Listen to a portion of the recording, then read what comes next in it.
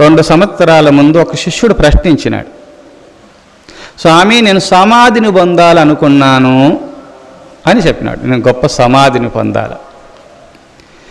సమాధిని పొందాలా నువ్వు గురువుని అంటున్నావు, కానీ సమాధినికి పొందే మార్గాన్ని మీరు సాధన చేస్తున్నారా? గురువు ఏం చెప్పినాడు? 4 గంటలకు లేండి, స్నానం చేయండి, జపధ్యానాలు చేసుకోండి అని చెప్తే మీరు చేస్తున్నారా? సమాధి పొందే మార్గాన్ని ఉపదేశం చేయండి, అంత శక్తిని నువ్వు ప్రసాదించు అనే భావన చేత అడిగినారు. కానీ మీరు 4 గంటలకు లేచేసి స్నాన సంధ్యలు పూర్తి చేసుకొని ఆ గురు స్తోత్రము, ఆ పరమేశ్వర స్తోత్రాన్ని చేసుకొని గురు మంత్రోచ్చారణ, గురువిచ్చిన మంత్ర జపం చేసుకుంటుండండి. మీరు జపతో నాస్తి పాతకం, జపము ఆ పాపం ఉన్నందువలనే సమాధి స్థితిని పొందలేకపోతున్నారు. జపతో నాస్తి పాతకము, జపము చేయగా పాపరాశులు సమస్తము నిర్మూలమైపోయిన తర్వాత మీరు తప్పకుండా సమాధిని పొందుతారు. అందుకోసం మీరు పరమేశ్వరుని ప్రార్థన చేసుకుంటూ బ్రహ్మ ముహూర్తంలో కొంచెం నిద్రకు సెలవు పెట్టి నిద్రను తొలగించుకొని ముందు బ్రహ్మ ముహూర్తంలో మీరు ధ్యానం చేసుకోండి. శని రూపరిమిత అటు ధ్యానం చేయగా మీరు ఎందుకు ఆ సమాధిని ఎందుకు పొందలేరు? ఆ బ్రహ్మానందాన్ని మీరు ఎందుకు పొందలేరు? గురువు చెప్పినట్టు ఎవరు ఆచరిస్తారో, గురువుని అడగడం కాదు ఇక్కడ, నాకు అది సమాధిని పొందుతాను, అది పొందదలుచుకున్నాను, ప్రసాదించంటే గురువు చెప్పినట్టు ఆచరిస్తున్నారా అది తెలుసుకోండి ముందు. అందుకోసము పులి గురువు యందు సందేహం అనేది ఏ కించిత్తు లేకుండా గురువు పరబ్రహ్మం అనే భావన చేత ఎవరు గురు సేవ చేస్తారో, గురువు చెప్పినట్టు ఆచరిస్తారో అప్పుడు గురువు అనుగ్రహం సంపూర్ణంగా వచ్చి తీరుతుంది. పూర్వకాలంలో ఒక పిల్లి ఒక దగ్గర ఒక ప్రాంతాన్ని ఏర్పాటు చేసుకొని అక్కడ ఎప్పుడు కూడా అది ఉండేది.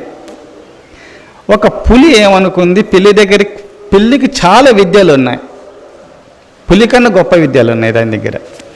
ఏ విధంగా అయినా సరే ఆ పిల్లి దగ్గర విద్య నేర్చుకోవాలని పోయి, గురుదేవా నిన్ను గురువుగా భావిస్తున్నా, నాకు నీకున్న విద్యలు నేర్పు గురుదేవా అని సాష్టాంగపడి నమస్కారం చేస్తే సరే అని అన్ని విద్యలు నేర్పినారు. ఆఖరిలో ఆ పులికి కొంచెము సందేహం ఉందన్నమాట. ఈ పిల్లి దగ్గర అన్ని విద్యలు నేర్చుకొని దీన్ని పని పట్టాలని మనసులో ఉంది దానికి.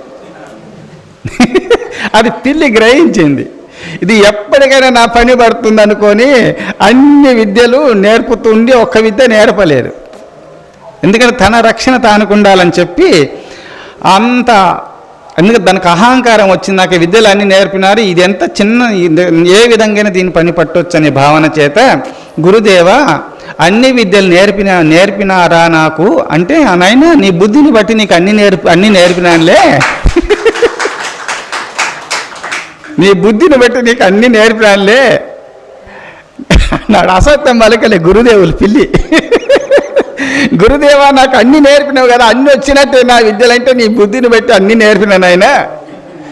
సరే నా అన్నీ నేర్పినట్టు అన్నీ నేర్పేసిన నీ బుద్ధిని బట్టి అనగానే ఆ వటవృక్షం మూలలో కూర్చొని విద్యలు గురుదేవులు, పిల్లి గురుదేవులు ఆ పులి శిష్యునికి ఉపదేశం చేయించుండగా, ఇక అన్ని విద్యలు అయిపోయినాయి కదా, ఇంకా నా గురుదేవులు ఎక్కడ పోతారు, పట్టుకుందాం తిందామని ఆయన మనసు అనుకుంటుండగానే ఆ పిల్లి గురుదేవులు తక్కువ చెట్టు ఎక్కినాడు. గురుదేవా ఈ విద్య నాకు ఎందుకు నేర్పలేదు, అన్నీ నేర్పినావు అన్నావు కదంటే, నాయనా నువ్వు ఈ పని చేస్తావని నీకు నేర్పలేదు సుమా. చూశారా అక్కడ సంపూర్ణమైన శరణాగతి ఆ పులి శిష్యుడు రాలేదు.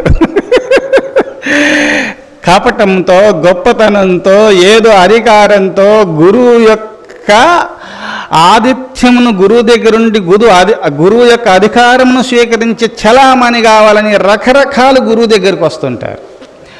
అప్పుడు గురువు అనుగ్రహించాడు. సంపూర్ణమైనటువంటి అదే పిల్లి ఉంది కదా, తన పిల్లలకు చూశారా, చెట్టు చిన్న పిల్లలకు ఎక్కే తెలియకపోతే ఎగురుతుంది, కొంచెం పైకి పోతుంది, కిందికి వస్తుంది, ఎక్కుతూ చేస్తూ దానికి నేర్పుతుంది. మరి తన బిడ్డలకు నేర్పుకుంది కదా పిల్లి, మరి పులికి ఎందుకు నేర్పలేదంటే దానికి పక్షపాత బుద్ధి ఉంది కాబట్టి దానికి నేర్పలేదు.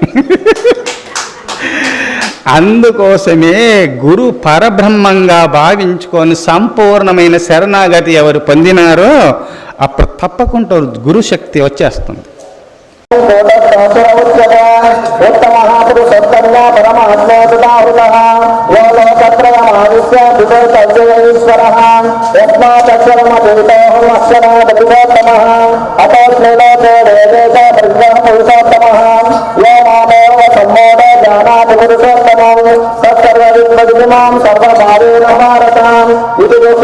శాస్త్రం ఇదముక్తం మయా నగా